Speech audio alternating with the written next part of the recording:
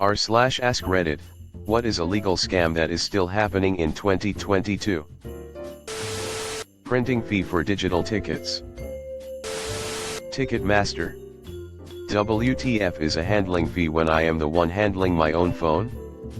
Edit, I was just making a flip smart ass answer to the scam question.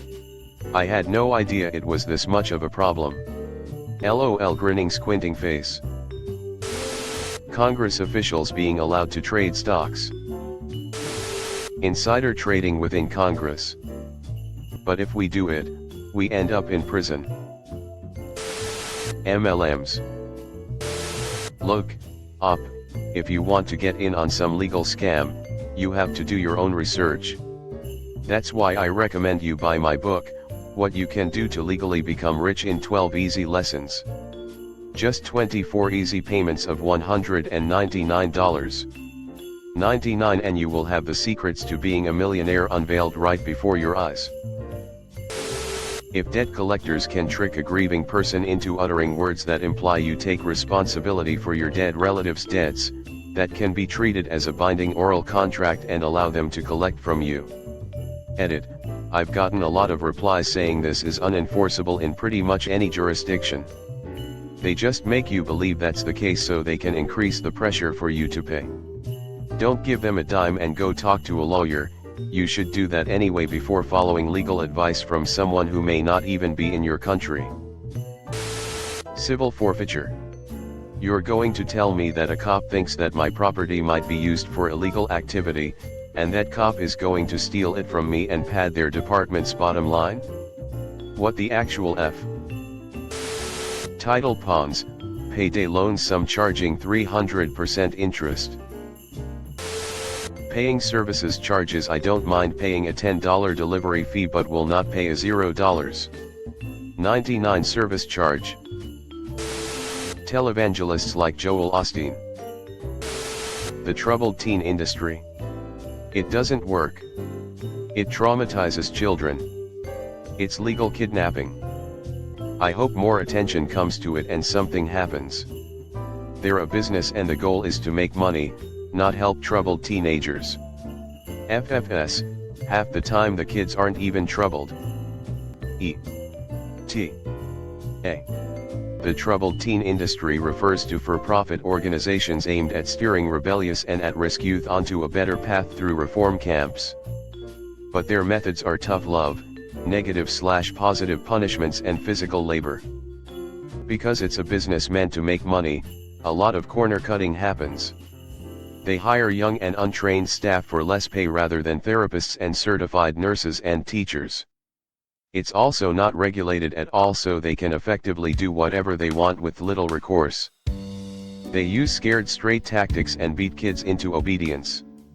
They claim the best way to send a kid there is by surprise, so they don't try and run beforehand, aka burst into their room at 2 a.m. and drag them into a van with very few belongings. Look up a law school for a notorious one. Paris Hilton was kidnapped at 2 a.m. and sent to Provo Canyon when she was 16. Look at how well that worked. Go through this thread for some horror stories. Edit 2. Thank you to everyone who clarified the difference between reinforcement and punishment. I've been using the terms interchangeably, grinning face with sweat. Having to file your own taxes, then being fined if you don't do it right. Edit, as many pointed out, the IRS doesn't know all of it, but they know enough for the average person. Companies shouldn't be allowed to lobby to keep the process convoluted, and there shouldn't be such a large industry around tax prep. Private prisons. You're telling me that they charge the government for the beds and the taxpayers still gotta foot the bill if those beds are empty, so the company running it doesn't lose money? Fuck you. Charging for parking in hospitals and clinics. Also charging people money to withdraw money or because they have small, positive, balances in their bank accounts. That news in America is entertainment. Can get away with saying pretty much anything and still call it news. Sadly overplayed, but health insurance. Just yesterday there was a post about a guy who had medically necessary surgery and the insurance didn't want to pay the hospital. Cable company making you rent a router for $10 a month. Shit should be illegal. If you're a personal business owner, you may receive what looks to be a bill in your mail from the US Domain Authority. At first glance, you're under the impression that you need to pay $289 to renew your website domain name. However, there is very fine print stating that you are not legally required to pay the listed amount. It's actually an ad requesting you pay that amount in order to have your website listed on the US Domain Authority site. I can't imagine how many people have been tricked by this. Read your mail carefully. Timeshares. I figured Airbnb and VRBO and all the other temp rental disruptors would have put a stop to this predatory own little pay mucho cash grab which destroys local housing markets and creates wet paint ghost towns. But alas, it persists, and we have to stare at lines of cheap shacks or Soviet bloc-style complexes left vacant on off-seasons or occupied by flightless gray birds who only fly south because some Iowa idiot got conned in a Ramada Inn on a Tuesday looking for a free golf bag. Arguably these apps have created more of a problem, but I figured it'd be better. Hot single ladies in your area. 80+ hour work weeks for understaffed tourism towns around the world. Paying convenience charges when booking tickets online.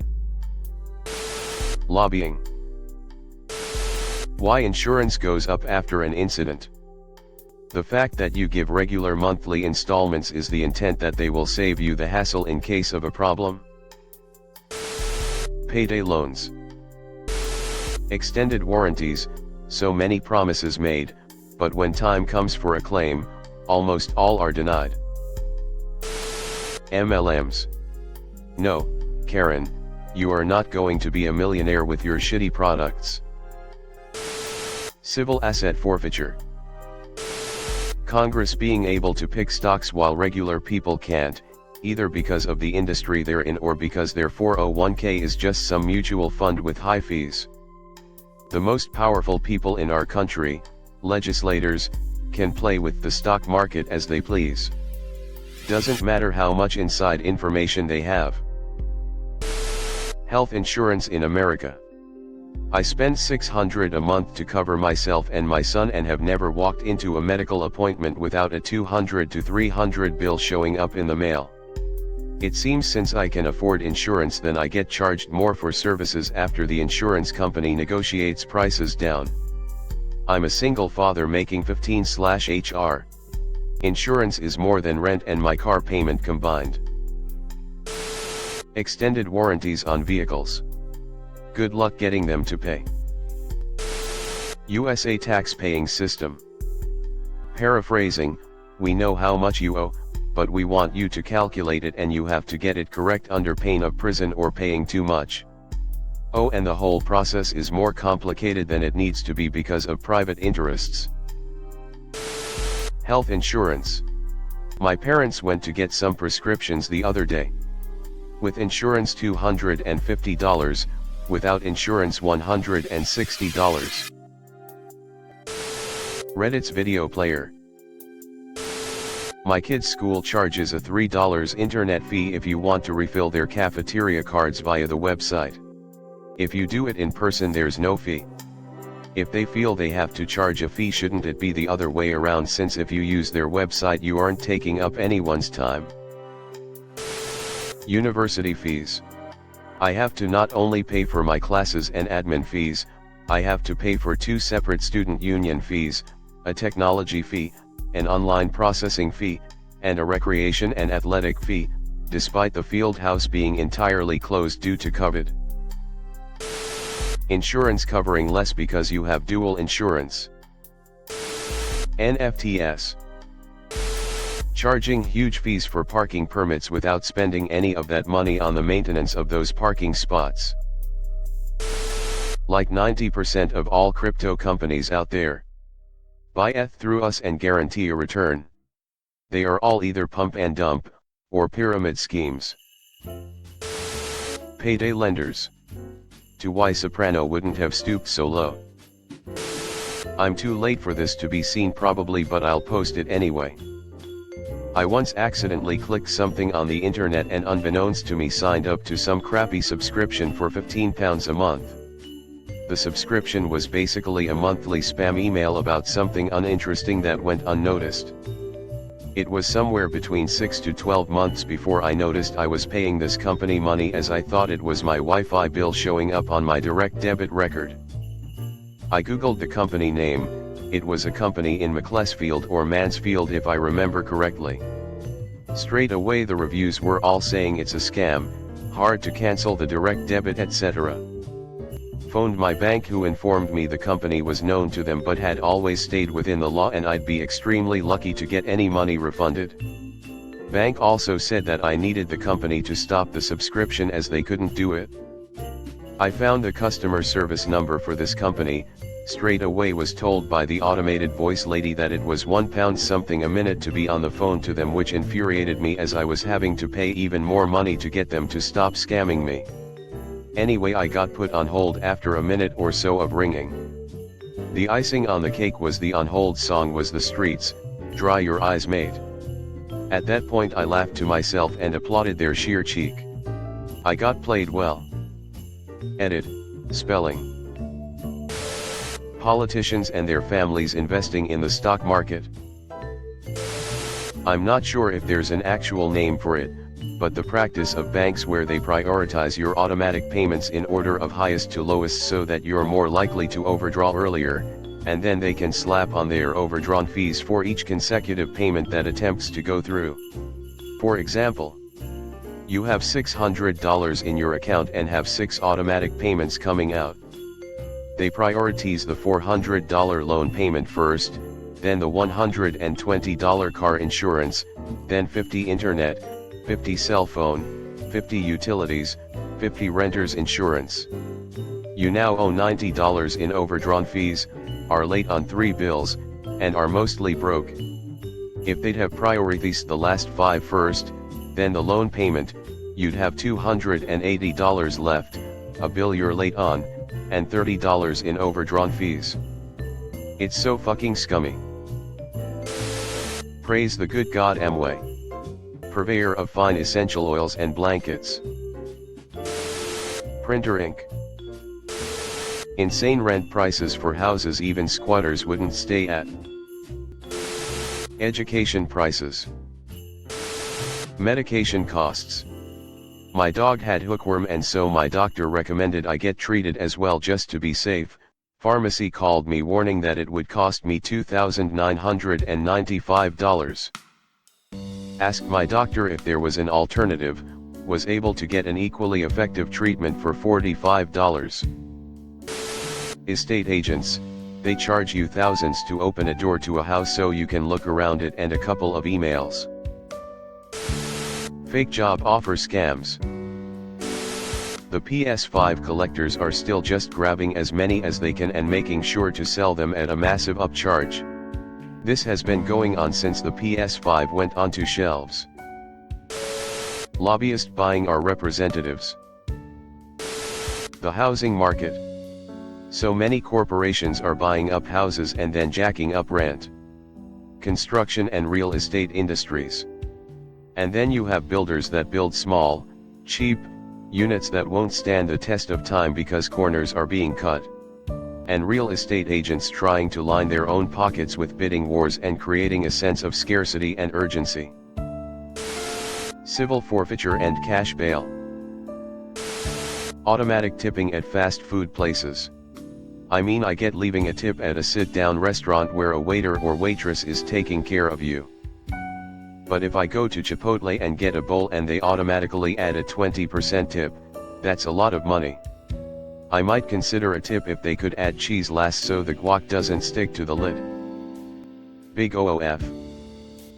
Edit, formatting. NFT. NFTs.